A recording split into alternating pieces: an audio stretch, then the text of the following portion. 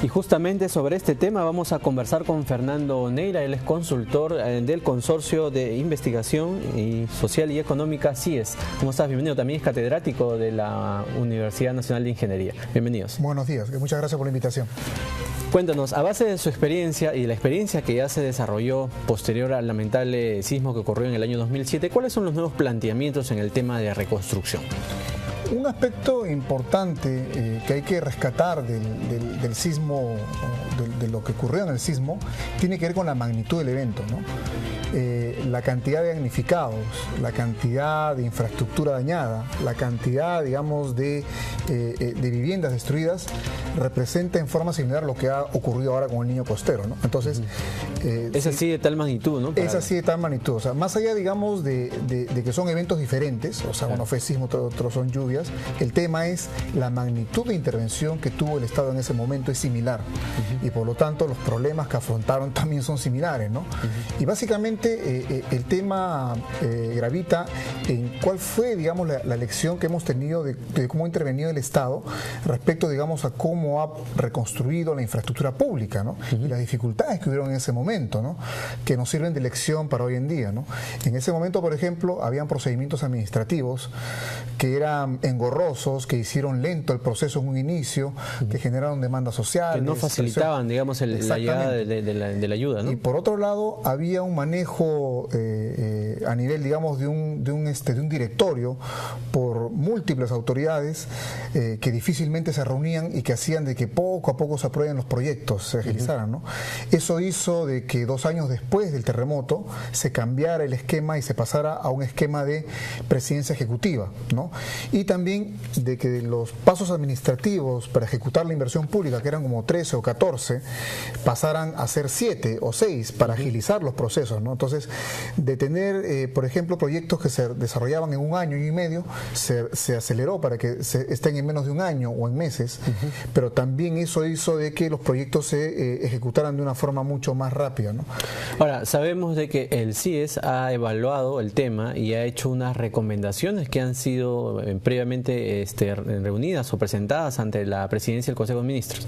Sí, fue una reunión obviamente cerrada por el tema, por el carácter de la misma. Por el carácter de la misma, pero las recomendaciones están basadas en el documento que está publicado en la página del CIES y que tiene que ver con las recomendaciones respecto, digamos, a cómo afrontar una reconstrucción en general, ¿no?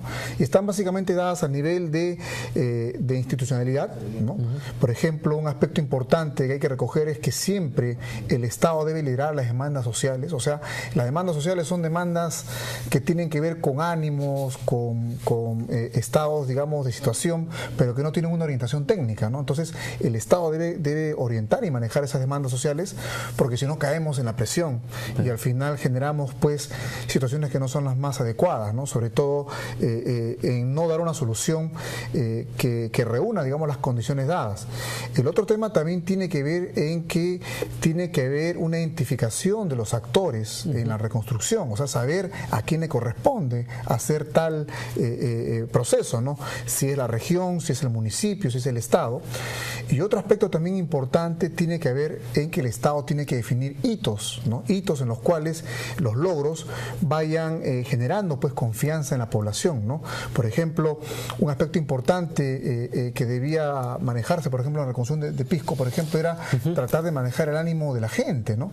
Por ejemplo, si reconstruía la plaza de armas, si reconstruía la catedral, de repente eso le devolvía el ánimo a la gente, ¿no? Esos hitos son hitos de gestión que van a hacer de que la presión social disminuya y que también haya mucho más confianza, pero por otro lado también preocuparnos de que lo que se ha destruido, no reconstruirlo porque se destruyó, sino entender de que la destrucción de una infraestructura ocurre siempre por un tema, una causa, una planificación mal hecha o un trabajo que tiene que hacerse más arriba, ¿no?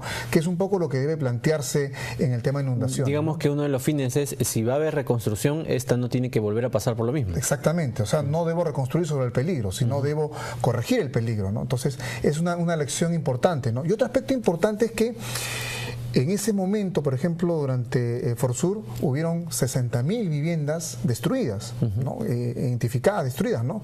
De esas 60.000, con solución planificada, con solución que reúna una construcción segura y sostenible, solamente fueron 2.000 viviendas.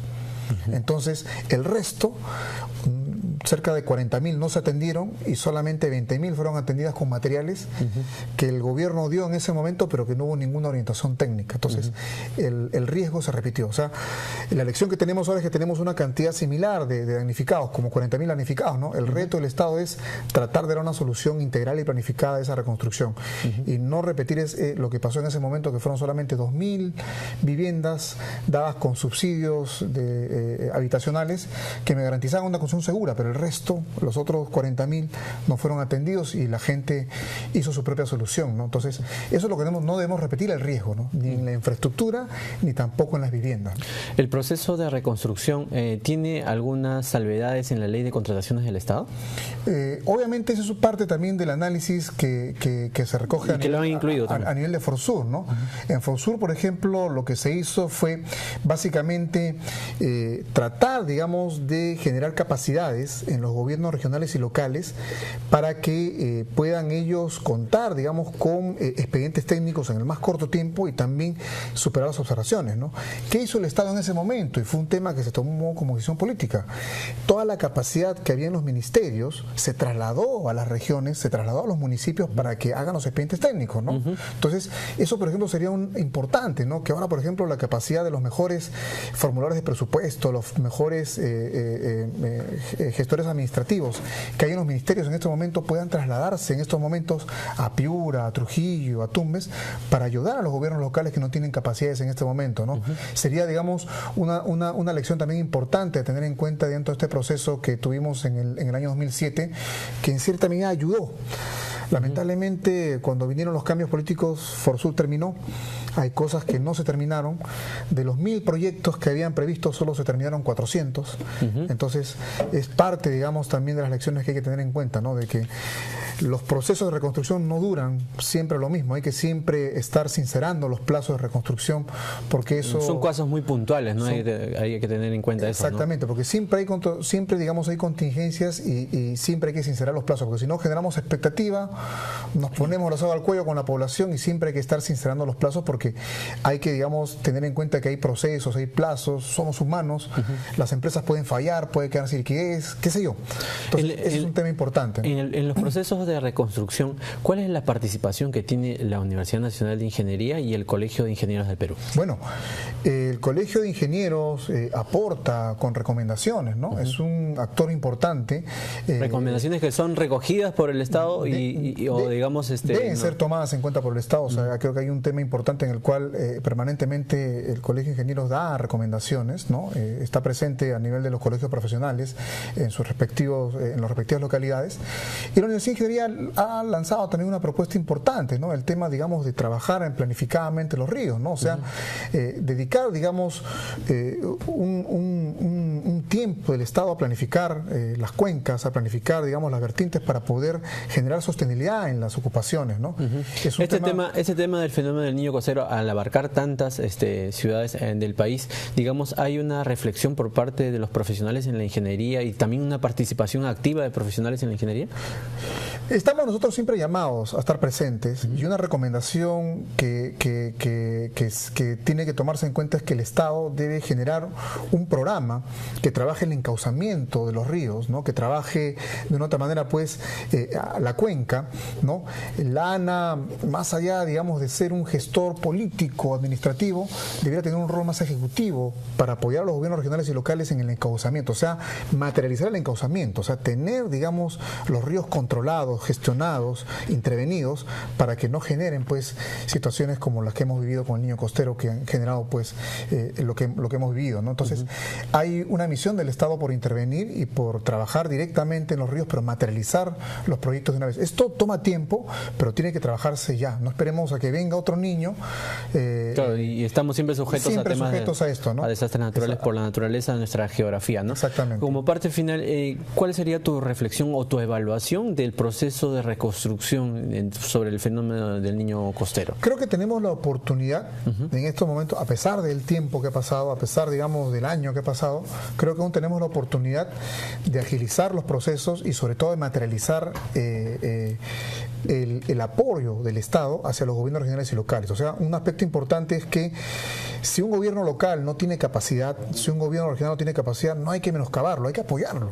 O sea, el Estado tiene la obligación... O sea, la reconstrucción no es solamente de autoridades, sino es en general. En general, ¿no? Y es el tema de que, y ahí es donde aportamos los técnicos, ¿no? Entonces, el Estado tiene buenos técnicos, el Estado tiene buenos profesionales que pueden ayudar en la ejecución. Entonces, hay que trasladar esas capacidades a las regiones y municipios para que puedan tener. ¿Cuántas regiones, por ejemplo, no tienen profesionales para hacer comités de selección, para procesos? Tienen que gastar varios miles de soles, millones de soles, y eso requiere capacidades, ¿no? Y muchos municipios o gobiernos regionales requieren tener pues la capacidad del Estado para poder afrontar este tipo de procesos, ¿no? Fernando, te agradecemos enormemente tu participación aquí en JN Noticias. Gracias por habernos aclarado el tema y por darnos una perspectiva de cómo va este proceso. Muchísimas gracias a ustedes. Nosotros nos vamos a ir a nuestro bloque de noticias internacionales.